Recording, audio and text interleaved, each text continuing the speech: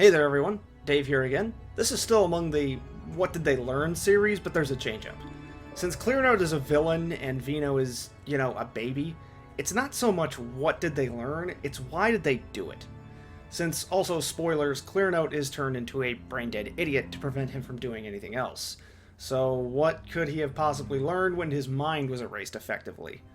And I will say, out of the three main villains and book owners in the series, he is by far the strongest and ultimately the most calculating. I'm not counting Zeon and Dewfort, because Zeon does end up helping in the manga at least. Plus, while he is a villain and will get his own video at some point, he's not one whose actions have large, shifting ramifications in the whole series. I'm not saying he's not influential, I'm just saying he's largely in the background most of the time.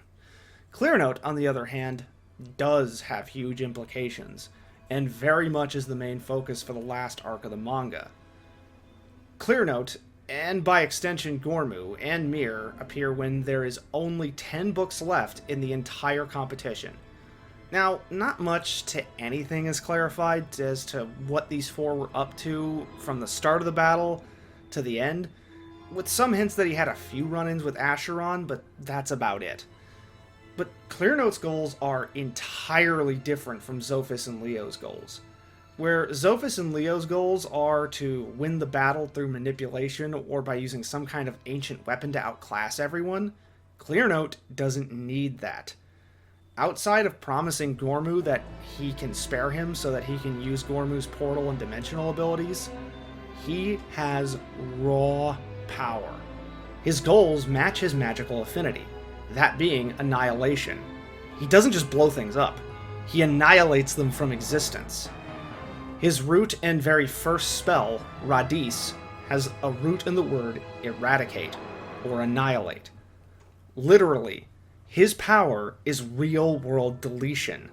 When he hits Brago with it, Brago's body starts to outright wither away. And when he hits Acheron with stronger spells, several of Acheron's body parts just flat out disappear. Now, here's the thing. I do have a theory here, and an alternative theory as to why Clearnote tried to do what he did. Now, his initial philosophy is basically destroy everything because nothing means anything.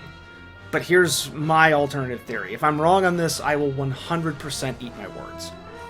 Initially, because he speaks so objectively and bluntly, I did kind of take him at his word when I first read this. That he simply just believes nothing means anything, so why not destroy everything? But my new theory is something related to the plot in the sequel manga now. My theory is that Clearnote is actually the first Momoto and demon hybrid, but has more loyalties to his demon side. This would explain why he seemingly came out of nowhere and almost easily outclassed everyone remaining in the battle to an absurd degree. And so he was basically Belial's shock trooper, testing the absolute limits of the Momoto's powers during the most recent battle, with the orders to still eliminate everything even if he wins. Of course, once again, we'll see how things go.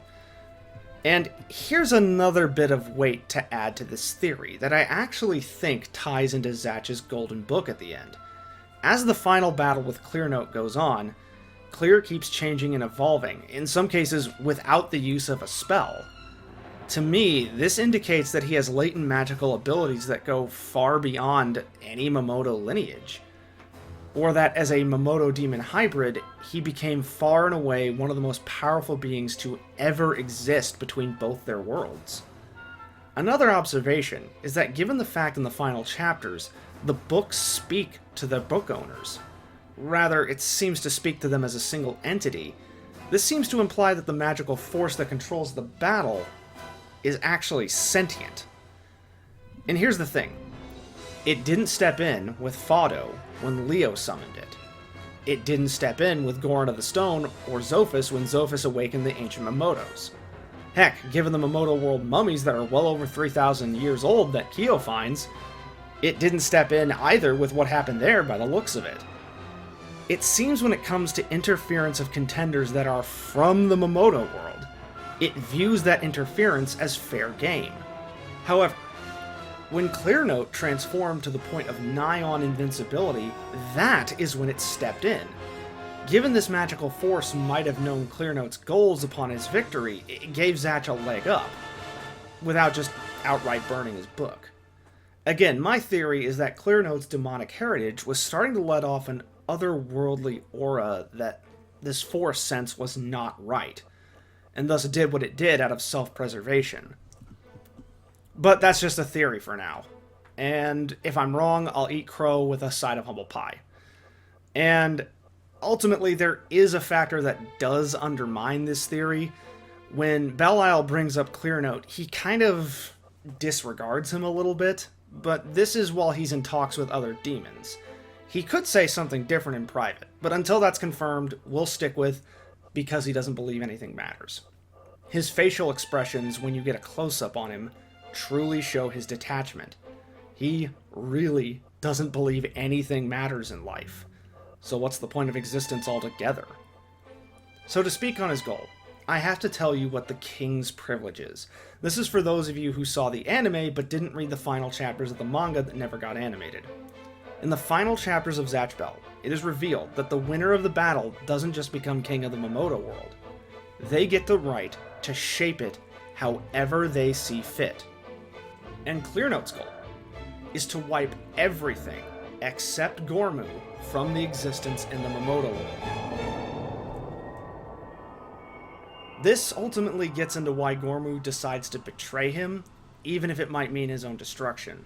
Gormu, after his battle with Kanchome, learns that life is not only beautiful, but worth having other people in it. That not everyone views him as just this strange bug monster, but as a person with value and capabilities. Of course, Clearnote doesn't need him for his plans at that point once he decides to defy him, so he callously disposes of him. To which Kanchome and company, after the battle, pick him right back up and accept him as a friend. Trust me when I say making a choice like that, a choice you know may lead to your own destruction or death, isn't an easy choice to make. And it shows Gormu's true strength of character for what little time we got from him. Now, as for their book owners and the wrap-up for all this, it's going to be relatively short because while Vino goes with Clearnote's schemes, it's simply because he's a baby. He doesn't know any better. He might be intelligent enough to speak for his age, but he's not smart or developed enough to realize what he's doing is wrong. That's why it's a good ending that Vino ends up adopted by Dr. Riddles and Big Boing. Or shall we call him, Howard Freeman? Yeah, turns out we found out Dr. Riddle's true name in a recent chapter.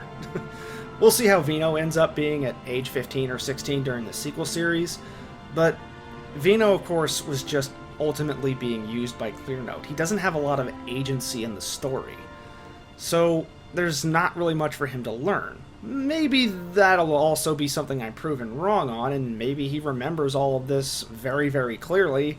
And who knows, maybe he did make a conscious choice to change. But again, this is all for much later. Now, as for Mir, well, we frankly don't get much about her, other than she's pretty sadistic and kind of a bully.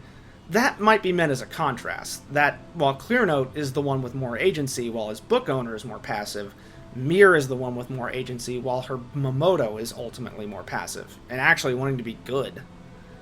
Heck, Mir actually tries to dissuade Gormu from turning on Clearnote. Granted, it's partially due to her own self-preservation. She knows if she gets caught in the crossfire of Clear's battle, there's a good chance she's as good as dead. But what's also interesting about her is how much of a bully she is, and how much she crumbles to fear when she knows she can't fight back. So this goes into her and Gormu's final battle against Kanchome. When Kanchome uses Shin Paruk and has her and Gormu truly cornered, to where she and Gormu effectively can't fight back, all she can do is just sit and wait for Kanchome to torture them, which he does, akin to, well, ripping the wings and legs off of an insect one by one, which Gormu being a beetle-like monster I think was kind of the point. But point being, she is truly afraid for the first time that we see her. Instead of that sadistic smile, she actually starts crying. Now, if Gormu is chosen as Zatch's front team of book owners and Momotos, which they need his dimensional abilities, so that's kind of a maybe at this point, we might actually get more about her in the sequel. Frankly, at the end of the first manga, I had more questions about her than answers. She appeared to be somewhere in her late teens or early 20s, and was she in a committed relationship, or will she be in one? Has she learned to be more compassionate? Or is she going to be one of those people who just haven't changed a bit and their growth will come later in the series? Time will ultimately tell all of this. Anyways, that is my video on Clearnote, Vino, Gormu, and Mir. I rolled them all into one video because ultimately there wasn't enough on Gormu and Mir for their own video altogether, so I figured just one long-form video is the one that works the best. Thanks so much, guys. Don't forget to click that like and subscribe button. Please, if you could, check out our links to follow us on social media, donate to the Patreon if you have the ability, and if you really want to support us and you don't have that money, then your time can support us by hopping on the Twitch streams. Please do that, follow us, and thanks very much. I will see you all in the next video when we cover Umagon and Sunbeam. Or should we call him Ponygon? Or Schneider? How can a horse have that many names?